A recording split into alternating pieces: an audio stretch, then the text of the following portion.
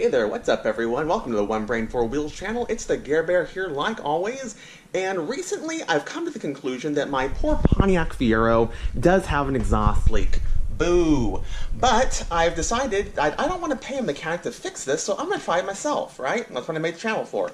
So I kind of scoured the internet for all sorts of ways to kind of diagnose where an exhaust leak is coming from. And I've determined the best method is using this spray bottle with soapy water and a vacuum cleaner with a kind of a blower mode. So you can go ahead and not actually sucking the air in, but blowing it out kind of in a reverse direction.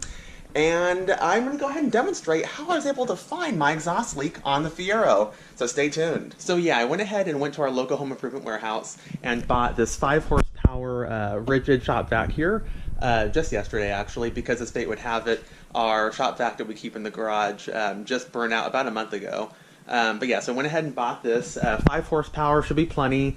I wanted to make sure I was going to be able to pump in enough air pressure into the exhaust system to actually be able to find the leaks. And then I went ahead and just got a little spray bottle here with soap and water, and I hooked up the ShopVac here to the exhaust. And you'll notice I have a dual exhaust, but the 5 horsepower from my testing sent in enough airflow where I didn't even have to bother plugging up this other hole. I tried putting in some cloth and it just blew it out anyways.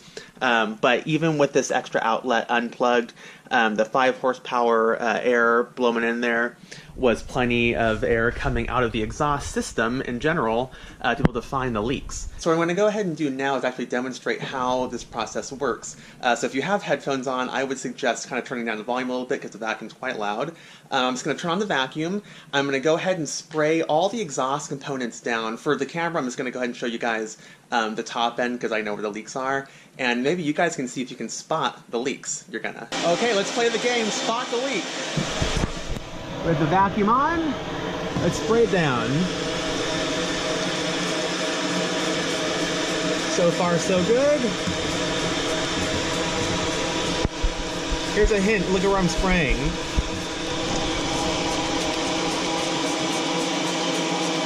Let's spray everything down. So my Home Depot sprayer is kind of shitty, but can you guys see the leaks? So everywhere you see bubbles, that's leaks coming out of the manifold where it shouldn't be. And if the bubbles aren't truth enough, go ahead and put your hand on the exhaust components when you're blowing the vacuum air through, and you can definitely feel the air coming out.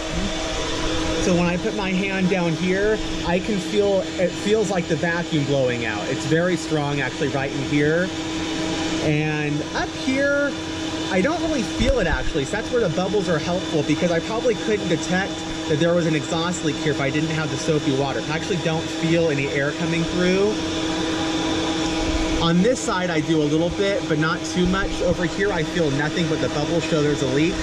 And then down here, I can really feel the air coming through. And as you can see, there's lots of bubbles being generated because there's a lot of airflow. So yeah, now that the vacuum's off, could you guys spot the leak? Definitely, let's go ahead and recap real quick. So the whole exhaust manifold here, which is this pipe, the center two inlets coming into this one pipe, and then this pipe over here. You could see a lot of bubbling up towards this end up in here. That probably just means that I really need a new exhaust manifold gasket, or maybe I could even try tightening up the bolts.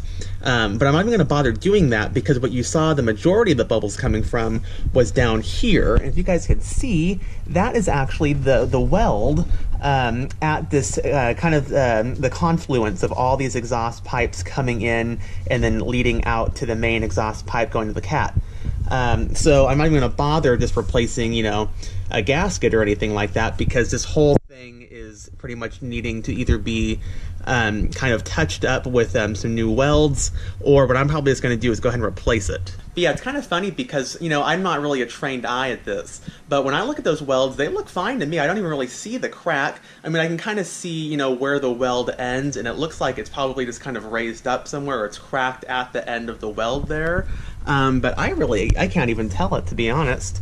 But definitely with the soapy water there, plus when you put your hand on it when the vacuum was going, you could definitely feel it.